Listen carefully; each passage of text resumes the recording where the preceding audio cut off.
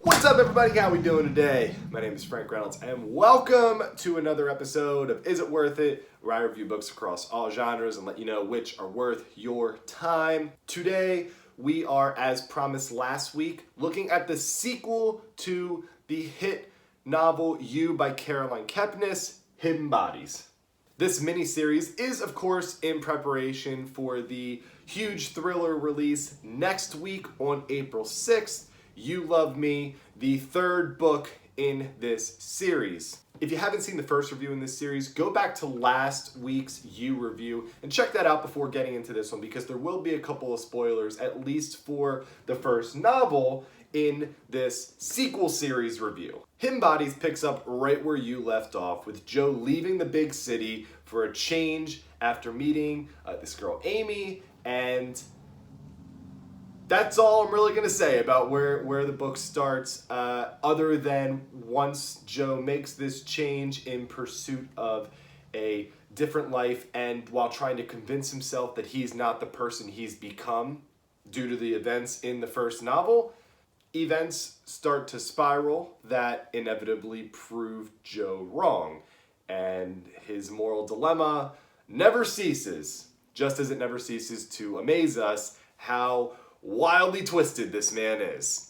A lot of people watching these reviews are going to have already seen the Netflix series You, which is based on the book series. I want to touch on that really quickly before getting too deep into Hidden Bodies, because the second season of You is certainly enjoyable. There are some very memorable moments, some big Goldbergisms that let us see Joe Goldberg do the things that we love Joe Goldberg to do, but it's certainly not as good as the first season.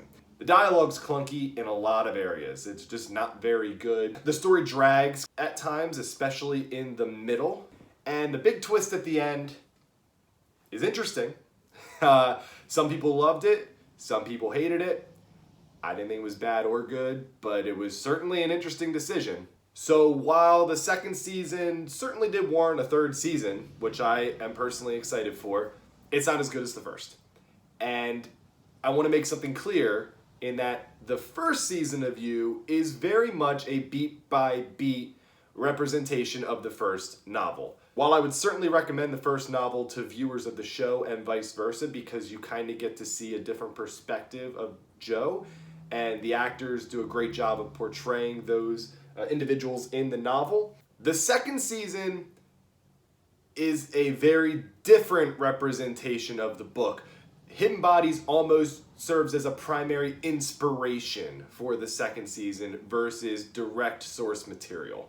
A lot of changes were made in the production of the second season that diverted from that source material, and I would say that only one or two of those was for the betterment of the series. I don't know why certain decisions were made to omit or completely change various storylines or characters, because Hidden Bodies, the book, is one of the best sequels in the thriller genre I have personally read. It's not quite as good as You, but it's close.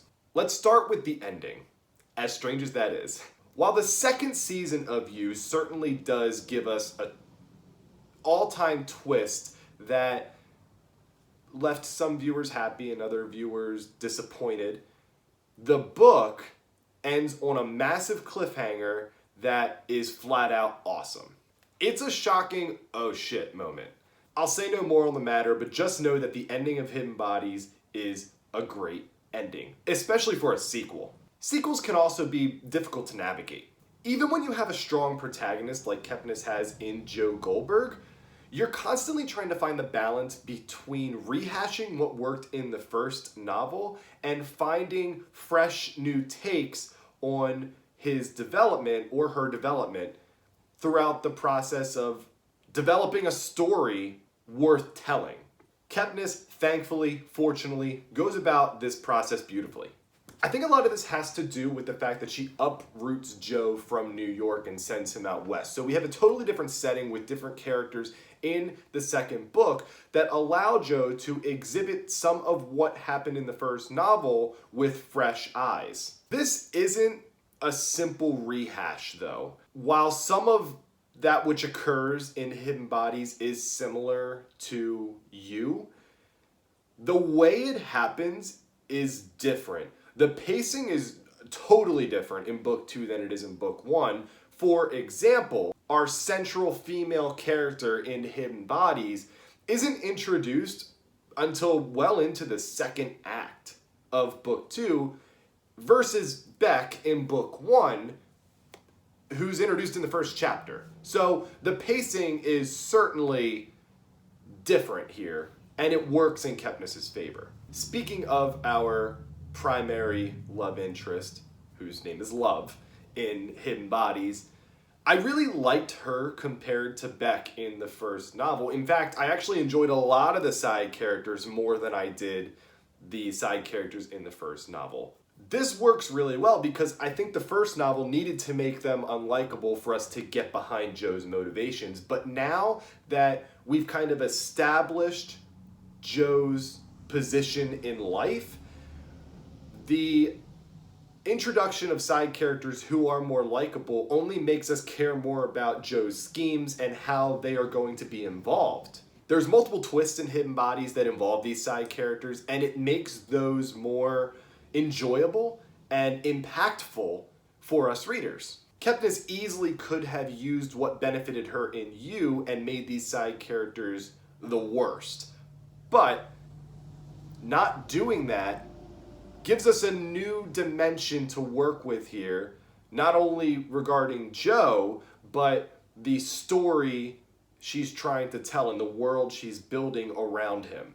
Now, I mentioned how some of these characters do not get introduced until pretty late in the game. Because of this, I found Hidden Bodies a bit more difficult to sink my teeth into. I was waiting a bit longer than expected for Joe to start being Joe. It was just more than I thought.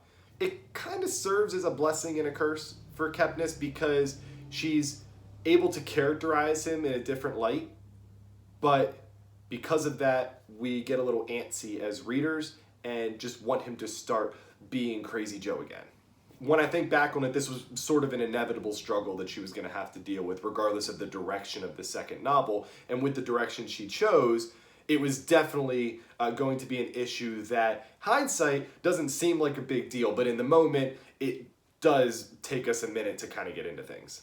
I also have to touch on the theme a little bit here, because while the first book dives into a couple of themes, albeit lightly, that help us get into the mind of, or at least empathize with, a psychopath, the second book doesn't really do this. Obviously, Kepnes wants to just build on the character here and not focus on what was kind of beaten into us in the first novel, so I get that. But one of the areas that she tries to explore here is Joe's desire to prove to himself that he is not a killer. The ways that he goes about doing that are a bit redundant. It just makes her attempts at doing this a bit less impactful, especially when we compare it to her ability to help us see Joe for what he is and accept him in the first novel. Overall, though, these are minor things, and Hidden Bodies is a great book. If you enjoyed You, you're definitely going to like Hidden Bodies. I would dare say you're going to love Hidden Bodies. It's definitely worth it. It's more of the same, but it's different. Kepnes' ability to allow Joe to bloom in spite of his deficiencies, it packs a solid punch that, again, is just totally unique and different from what other thriller writers are trying to do. The side characters, despite some of their disturbing tendencies, are much more likable than they are in the first novel. And the ending here is great. It's really great, and it just leaves you craving the third novel.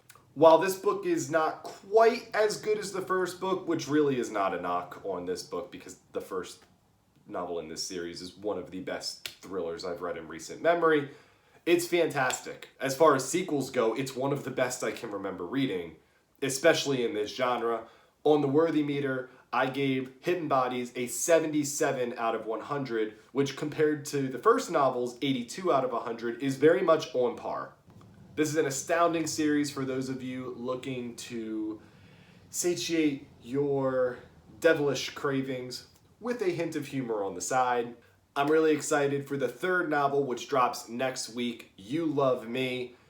It's going to be awesome, and it's years in the making. I think we've waited about 5 years for this one. So awesome stuff here, and I'm really curious to see how that novel compares to the third season of You, which is supposed to debut sometime later in 2021. With the changes in the second novel, especially at the end of that novel / TV series, I'm really curious to see if they are two totally separate stories or if they play off of each other in interesting ways. So we'll certainly look at those as we get closer to the television series release. Thanks again, guys. If you like this video, like it, comment, and subscribe to my YouTube channel. I got tons of book reviews on there, movie reviews, comparisons. I have a great time with you doing these, so hit me up if you have any recommendations. I would love to get to those as well. Have a good day. Stay safe. Keep reading and watching TV shows, guys. See you next week.